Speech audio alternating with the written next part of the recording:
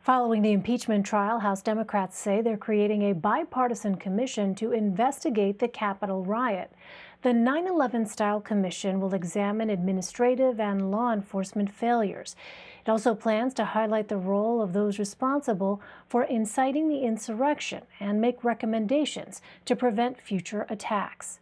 It comes as an extensive new report by ProPublica takes a deeper look at the harrowing experiences of several police officers who were tasked with defending the Capitol on January 6th. Interviews with 19 current and former members of the Capitol Police give a glimpse into the breakdown of leadership that left law enforcement vastly unprepared against the rioters, reporting, quote, "To many of them, it felt like no one was in charge of the Capitol's defense. All they could hear on the police radio were desperate cries for help." ProPublica's senior reporting fellow, Josh Kaplan, is one of the authors of that report, and he joins me now. Josh, thanks very much for being here. You know, we've all seen the video and photos from that day, but the descriptions from the officers on the front lines really add another dimension to what we know.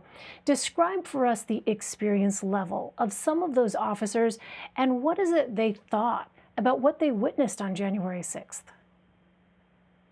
So, I mean, on the West Front, which was the most intense battle of that day, I don't think it's really easy to tell from the video just how bad it got. They were being attacked with metal pipes, baseball bats, American flag poles. They were having, being sprayed in the face with bear spray, having rebar and power tools thrown at them, frozen cans of food. At a point they got cornered, and it crossed through several of these officers' minds. They thought that they were going to die. And they, feel grateful they made it out alive, but feel they were left out to dry by the department's leadership. And I think, Josh, for me reading this, one of the things that was particularly striking was the fact that some of these officers have experience in combat and still felt woefully unprepared for what they encountered that day. Yeah, so one of the officers who was on the riot squad that became the first line of defense is a veteran and had served overseas in combat, and he said that that was nothing like what he experienced on January 6th. Well, officers told you that they received no warning of a serious threat of violence before the Capitol attack, but your reporting found the intelligence did exist. So why wasn't it passed on? It's a very good question, and that's so. Part of that has to do with longstanding problems in the department, where officers feel that they've been asking for years for information about upcoming events, and went into January 6th like it was any other day, even though the intelligence division of the force knew that the Proud Boys were going to be there, knew that white supremacists were going to be there, knew that people were likely to be armed. But even in the intelligence reports, there were serious inconsistencies in what was going out. The daily intel reports, which we obtained and are widely distributed across the commanders of the force, even those didn't mention these kind of grave aspects of the January 6th rally. They said that, all that they said, not the extremists, not the weapons, was that folks could organize a demonstration on U.S. Capitol Police grounds. And they actually, and these widely disseminated intelligence reports actually score the January 6th rally of having a 20 to 45% chance of resulting in arrests, which is the same score that they gave to two small anti-Trump counter demonstrations that day. I really learned a lot, Josh, in reading your piece about how it is that Capitol Police are organized and sort of the division of labor and work. Beyond the problems with passing along and acting on intelligence, you also found that there were issues with equipment and coordination, really sort of basic issues that go back well before January. Tell us what you found. Right. So going into January 6th, many of the officers didn't have helmets, many didn't have gas masks, most hadn't received training on how to respond to a riot in years. Kind of through this tragic coincidence, actually, several weeks before the riot, a lot of officers were ordered to return their helmets because they were so old and they were never replaced in time.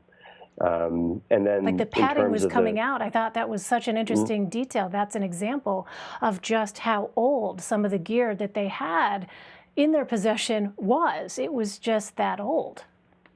Absolutely. And then even the people who did have gear, who were prepared, um, were weren't able to use the equipment they did have because of serious communication failures the day of. So these riot squads that are kind of equipped to fend off blows and be able to, deal with this sort of violence. Um, One of them actually received instructions to leave their gear on a bus going into the riot. And then once things started to go south on January 6th, they got separated from it. So one of these, kind of specialized teams that was meant to be the first line of defense in this sort of catastrophe had to go through the day completely unprotected as they're fending off attacks with baseball bats. It was really remarkable to read that. And also the way that you lay it out, you have, as I understand it, what, 4 divisions essentially that were assigned to the protection of the Capitol, but they didn't seem to talk to each other based on what you found. Right. So they operate largely in silos, these 4 main divisions, and they're even though they are all tasked with dealing with the Capitol complex, they have their own leadership structure. They make some of their own decisions. There used to be weekly intelligence briefings where all of the division commanders would come together and discuss upcoming events, but those briefings stopped years ago. Yeah, I mean, it just makes you wonder how you can have situational awareness in a situation like that, where you have these silos that are literally cutting off information flow to all the folks who are on the front lines. So Capitol Police Chief Stephen Sund resigned a day after the riot. And in an 8-page letter, he said, quote, "I wish we had had better intelligence and warnings as to the possibility of this type of military-style armed insurrection. The entire intelligence community seems to have missed this." So Josh, what is his side of the story here? Right. So Chief Sun, both in his letter to Congress and to us, I think the big picture of what he's saying is that he did the best he could with the information he had. This was first and foremost an intelligence failure, and that he prepared the department for this sort of protest that he was expecting. He did increase security measures, but had no idea that what happened was even a possibility. And he is pointing that not just on the Capitol Police's intelligence division, but also on all the other agencies that they interact with, the FBI, Department of Homeland Security, Secret Service. And so he's saying that, he tried to get the National Guard there. He was shut down. He, increased security measures, but had no idea, according to him, what could be coming. So what's been sort of the fallout here for Capitol Police in the wake of the insurrection? Because we've heard stories about absolute burnout at this point, emotional fatigue, physical fatigue. The hours that they are continuing to work in the wake of this really have just not lent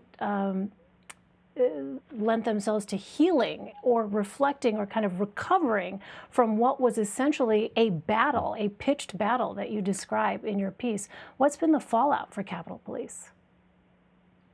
Yeah, I mean, they're exhausted, they're disappointed. So about 70 Capitol Police officers were injured that day. One officer, Brian Sicknick, passed away the day afterwards. And they're dealing with a lot of trauma with what they saw, what they went through, and feel like they were let down by the people who are in charge of making sure the Capitol is safe. And, from what we've heard, quite a few of them are considering retirement or looking for new jobs. And they just don't really feel confidence right now that the people above them are going to do what it takes to protect them and bring them home safe at the end of the day. Well, it's clearly an eye-opening, sobering report. Really important reporting for people to understand, as I said, the dimensions of what exactly took place in addition to that video that we saw. ProPublica's Josh Kaplan. Josh, thank you very much for your time. Thanks so much for having me on.